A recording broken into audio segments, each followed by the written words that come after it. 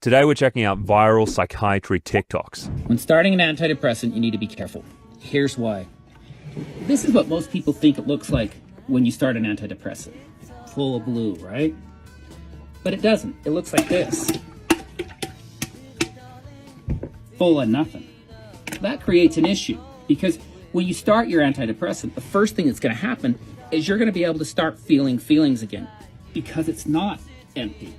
And you might add in some of the red feelings, and you might add some purple feelings, some of the blue feelings. Yeah. See, now when you first start feeling feelings after you haven't felt them in a while, that's going to give you pause to make mistakes, to have problems, to new intricacies, right?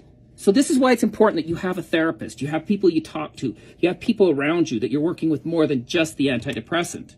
Because as you add new feelings to this, it can bring problems that come along with it. Because this time you will add... All right, I've had enough. I'm going to be very generous to Phil, my pharmacist, and just say that the message was nice at the end eventually, that, you should see a therapist while you're taking medications. But the whole metaphor of this jar filled with water balloons makes absolutely no sense. It's the most incoherent thing that I've ever seen. Popping the blue balloons. What do they represent? What does the pink one represent? What does the orange one represent? What is empty? In general, psychiatric medications will numb your feelings. You'll have less feelings, not more. This kind of seems like a cracked out explanation. So anyway, let's move on. So I've been back on Lexapro for a few weeks now, and do you know how I know it's working? Is I just got pulled over and I really didn't care. I was like, yeah, hey man, like what's going on? Like I was very nonchalant, like gotta do what you gotta do. Like whatever. Live, laugh, Lexapro. And then she was given a citation, for something bad. But I find these videos crazy because you could say, yes, the drug is working. It's constricting her emotional range. But is that really good? Is that really an improvement that you get pulled over by the police for potentially like doing something illegal, putting yourself or other people in harm's way, and you're just like, live, laugh, Lexapro, no big deal. You should be stressed out about that. That is protective. And the problem is that we have all these people out there on Lexapro and different SSRIs who have essentially removed the batteries from their smoke detector in their brain that tells them when there are legitimate problems in their life, and they're just like kind of shrugging at glaring red flags in their relationship or their work life or with the police. That's not healing people. The other thing that's really disturbing about this, which I just found out, is that this phrase, live, laugh, Lexapro, has actually taken off. It is a hashtag that people bandy around on TikTok where they post videos about enjoying their Lexapro experience. You can even buy t-shirts with a deranged raccoon on them that say live, laugh, Lexapro. And so if that is you and that's something you're interested in, there is a t-shirt for that. All antidepressants are not created equally, but here are the two best ones in my professional opinion. First one is for my bupropion baddies, also known as Wellbutrin. Okay, so we got another one here, bupropion baddie. Who is a bupropion baddie out there? God, I think this is so funny. And this really reminds me of my friend Nicole, who has a horrific benzodiazepine injury, which she's recovering from. And she had a friend who used to call her a benzo Barbie. And so, listen, I know a lot of people with drug injuries listen to this. If you want to bandy around like a fun name for your condition, maybe you can be a benzo Barbie just like her. Wellbutrin does not cause any sexual dysfunction, which is a huge plus. It also doesn't cause any weight gain. It actually causes weight loss. Because of that, people who have a history of ED cannot take it. Also, if you have a history of Yeah, so let's talk about, she's right. Less sexual dysfunction. In fact, it can be like an aphrodisiac for some people. It can be used to boost sexual interest. Doesn't cause a lot of weight gain and makes people kind of peppy. And this is why I was told that Wellbutrin was the sexy, skinny, and flirty drug. How about that for marketing?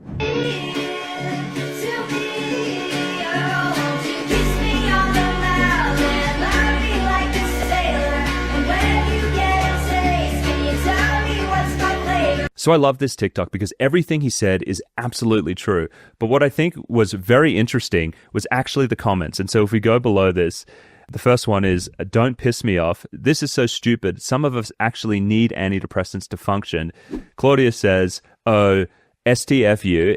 shut the F up. Beck says this isn't how to heal real depression. Crazy Kid says this is just gaslighting. And I see this all the time. Anytime someone tries to give sensible advice that would generally work for the majority of people, they get attacked. People start to tell them that they are stigmatizing the mentally ill. And the reason is that there is a whole group of people out there who take these medications who have been told you have a brain condition, there's nothing you can do about it, and you just need to take these medications. And the reality is, after doing this for 10 years, that is not true for most people. Most people would greatly benefit from all of the things this guy mentioned in the video, but they are so shut off to it, and their identity is being mentally ill and taking a medication.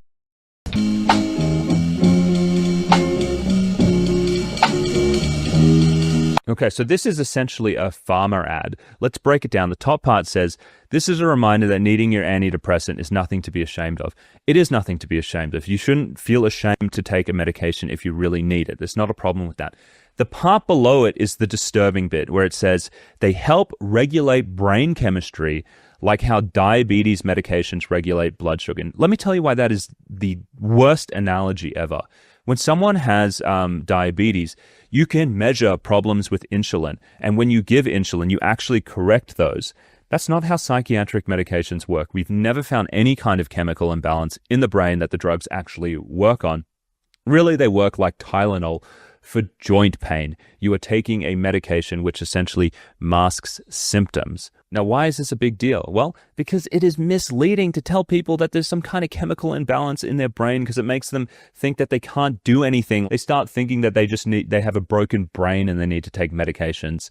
That's great for the pharmaceutical industry, but it's terrible for the person who's really just looking for a solution to their problem. I was medicated as a child because my emotions were inconvenient for the adults in my life. And I don't just mean my parents, I mean doctors, I mean teachers, anyone in the medical profession. I'm talking about my coaches for sports, any adult in my life that looked at what I... Yeah, this is so true. This is at the heart of what's going on in the foster care system. So many of the kids in foster care, when they come into the emergencies, they are nuked on psychiatric drugs. They're on like 5 different meds, on antipsychotics. And it's because they don't have families and they're having a lot of problems at school and in their life. And the foster parents are looking after like 10 kids and they're overwhelmed. And the teachers are looking after 10 kids and they're overwhelmed. So they say, oh, go and talk to the doctor. And the doctor really doesn't have enough time to look after them and they just end up putting them on drugs. We use medications in this country as a way to deal with tantrums and outbreaks from kids. And unfortunately, there's a lot of people out here like this young girl whose feelings were inconvenient for the adults in her life, and so she just medicated them away for years. My mom's a nurse, and when I was really young, she described to me why she took a mental health medication and why it didn't bother her. She said, well, just compare it. You would never deny a diabetic their insulin, and it's different for everyone. I have been on a medication for my anxiety and depression prescribed by my doctor for a while now, and it has helped me immensely. Okay, so this one I have a lot of feelings about. This is a very famous actress in the US. I think it's Kristen Bell. And this gets to the heart of something that is really disturbing these days, and that is the power of telehealth companies. Now, you might be thinking, telehealth companies, what the hell does that have to do with this video? Well, Kristen Bell is an ambassador for Hers, which is one of these online telehealth companies that sends people lifestyle meds through the mail, things like for your skin, erectile dysfunction, and also antidepressants. And when people see these videos online, they think, oh, wow, Kristen Bell, she takes antidepressants. It really helped her immensely. They're more likely to want to try and do the same thing because they know her and they trust her. But what they don't know is that she's actually paid by these companies to talk about these issues. Now, I want to be really clear here. Kristen Bell is likely not lying about her experience. She likely got on antidepressants, experienced them to be very helpful. But the issue in today's world is that drug companies can essentially canvas the group of opinions out there and just say, okay, I want that celebrity who had a good experience. I'm going to platform her. And what ends up happening is you hear all of these positive stories about people saying, oh, the drug helped and it fixed the chemical imbalance. And the hundreds of thousands of people online who have had their lives torn to pieces by these drugs aren't heard because they don't carry a commercially helpful message. Wanna tell you about the girl I love. My, she looks so fine. She's the only one that I've been dreaming of. Maybe Yeah, this is a really common way people feel. Some people can gain like 10, 20 pounds off Lexapro. But I tell you what you shouldn't be doing. You shouldn't be throwing them in the trash, because that is a surefire way to go into withdrawal and hurt yourself when you don't need to. These drugs cannot be stopped suddenly. You have to taper off them gradually. Welcome to What Made Me Anxious Today, a series where my dog and I are taking SSRIs together. I'm going to take 15 milligrams of Lexapro with chocolate chips, and my dog is taking 30 milligrams of Prozac and peanut butter. This might be TMI, so let me know. But the thing that made me anxious today was I was at home in the afternoon, and we had a plumber who was supposed to come to fix a faucet in our bathroom. And he showed up. First off, he showed up, rang the doorbell. Cammie went crazy. She does not like it when the doorbell rang, so that made me anxious. And then he said it was going to be 20 or 30 minutes, and I had therapy in like an hour and a half. But he had to like run out, get a new part. He was running behind schedule. I had therapy coming up. I really had to poop, but he was in the bathroom, and so I couldn't use the bathroom. All right, so this is essentially just a story about a guy who takes antidepressants with his dog, and he was late for therapy because he needed to poop and someone was in the bathroom. So thank you for sharing that with the internet. What I want to say about this is I think it's really sad that we put so many of these dogs on antidepressants. There was a big problem during the COVID pandemic. Lots of people got lonely, and so they went out to get dogs because they were at home. And lo and behold, when people had to go back to the office, the dogs started freaking out and they started barking and having problems, and neighbors were complaining. And so there's been a huge increase in the amount of dogs who are put on Prozac now. Don't get a dog and put it in an apartment. You know, if you are going to get a dog, have an environment where you can look after the dog without giving the dog Prozac. I mean, that just is common sense. Be a bit more thoughtful about the kind of dog. If you're going to get like an apartment dog, get an apartment dog. Don't get a very active one that's going to freak out by being inside. If you like me reacting to the insanity on social media, be sure to check out this next video.